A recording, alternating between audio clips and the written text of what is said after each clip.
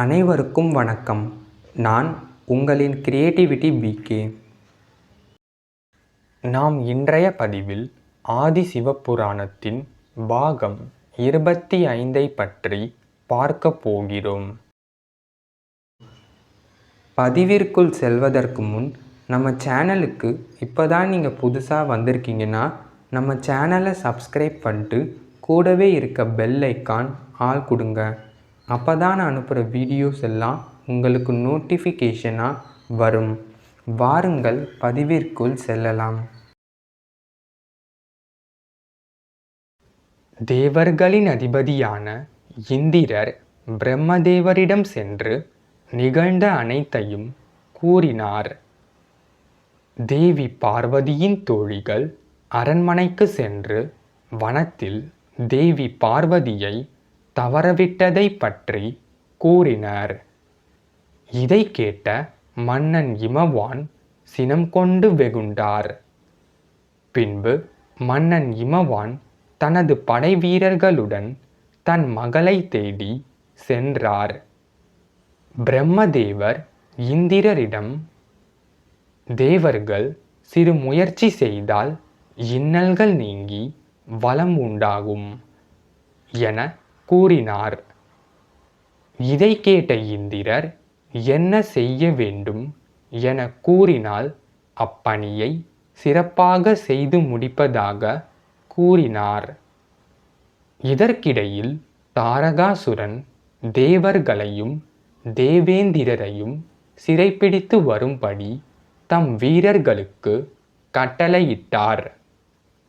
முக்காலமும் உணர்ந்த நாரதர் மன்னன் இமவான் முன்பு தோன்றி நிகழ்ந்த யாவற்றையும் கூறினார்.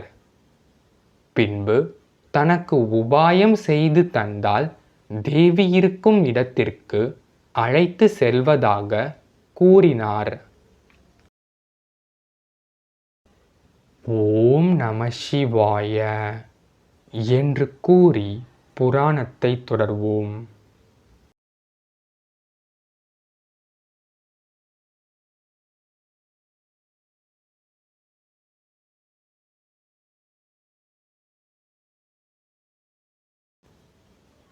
நாரதர் கூறிய கூற்றை கேட்டதும் சிறிது சிந்தித்து பார்த்தார் வேந்தன்.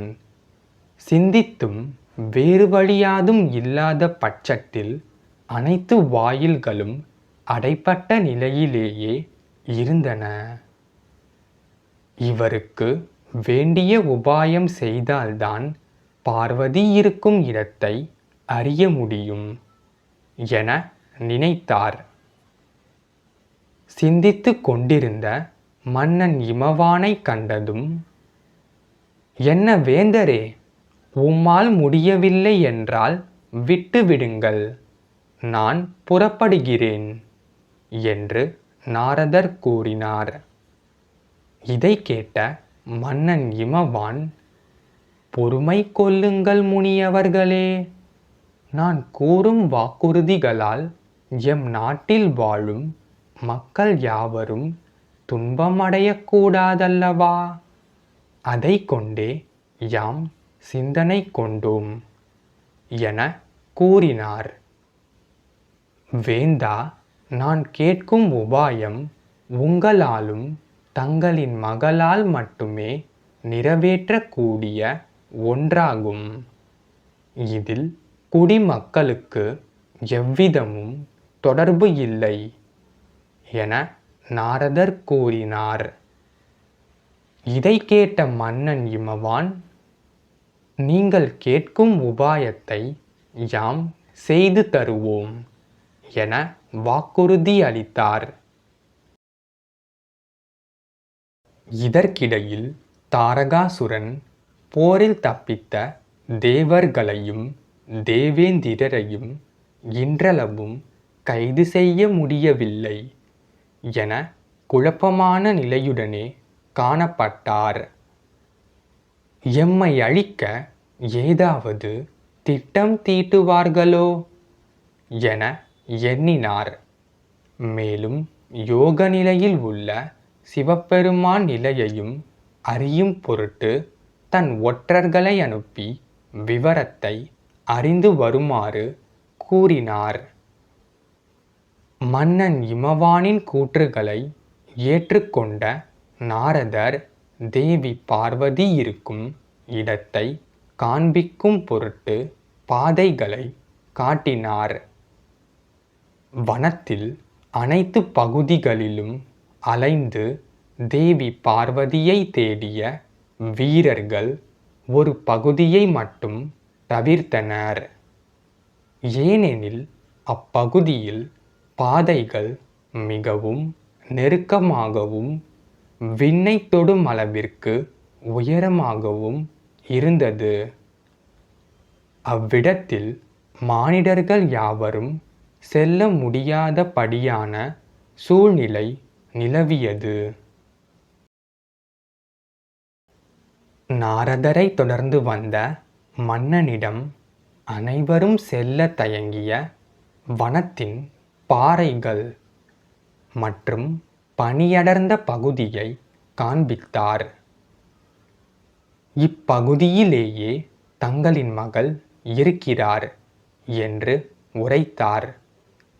மேலும் ஆனால் தங்களுடன் வந்த வீரர்களை விடுத்து தாங்களும் நானும் மட்டுமே செல்ல இயலும் என்று நாரதர் கூறினார். நாரதரின் கூற்றுக்களை ஏற்றுக்கொண்டு தன் படை வீரர்களை அவ்விடமே பாதுகாப்பாக விடுத்து மன்னன் இமவான் நாரதருடன் சென்றார். வனத்தின் மையத்தில் மையலால் மயங்கிய தேவியை காணச் செல்கிறோம் என மனதில் எண்ணினார் நாரதர். தனது நாட்டில் வனத்தின் நடுவே இப்படியான இடம் இருப்பதைக் கண்டு மன்னன் இமவான் வியந்து நின்றார். இவ்விடத்திற்கு வர அனைவரும் அச்சம் கொள்ள எம் மகள் எவ்விதம் இவ்விடத்திற்கு வந்தாள் என வியந்தார். இதுவே காலத்தின் கட்டாயமாகும் என நாரதர் பதில் உரைத்தார். சிறிது தூர பயணத்தில் வனத்தின் மைய பகுதியை அடைந்தனர்.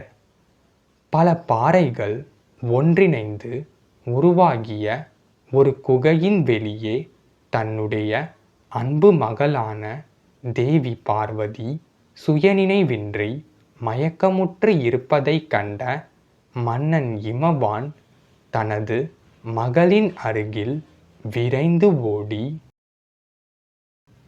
பார்வதி பார்வதி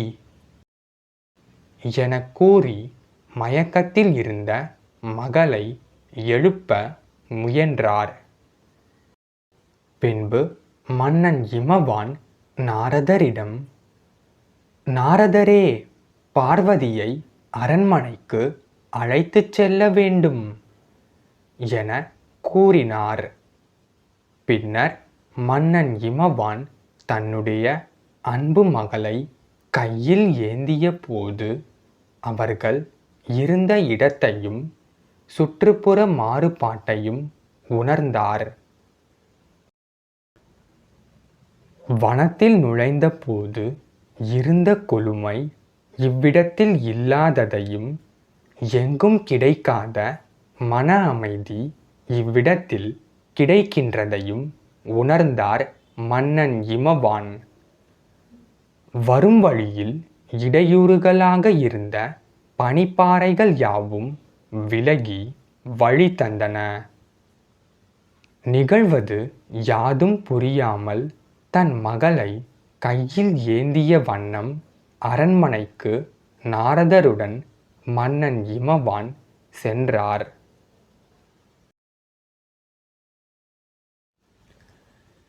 அரண்மனையில் தன் மகளின் நிலையை கண்டதும் தாயான தேவி மேனை பதற்றத்துடன் தன் மகளை வாரியணைத்து கொண்டு, என்னவாயிற்று என் மகளுக்கு என புலம்ப ஆரம்பித்தார்.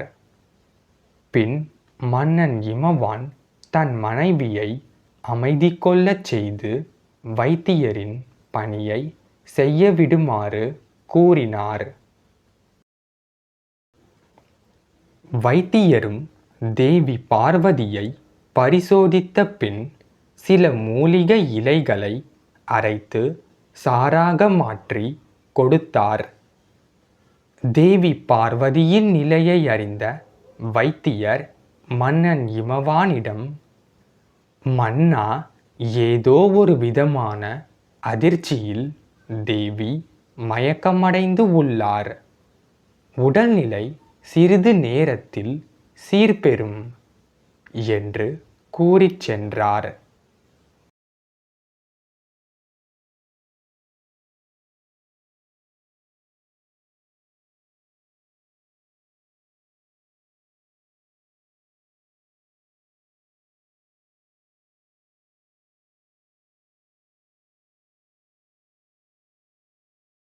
இந்த வீடியோ உங்களுக்கு பிடிச்சிருந்துச்சுன்னா லைக் பண்ணுங்கள், ஷேர் பண்ணுங்கள், கமெண்ட் பண்ணுங்கள், சப்ஸ்கிரைப் பண்ணுங்கள். அனைவருக்கும் நன்றி.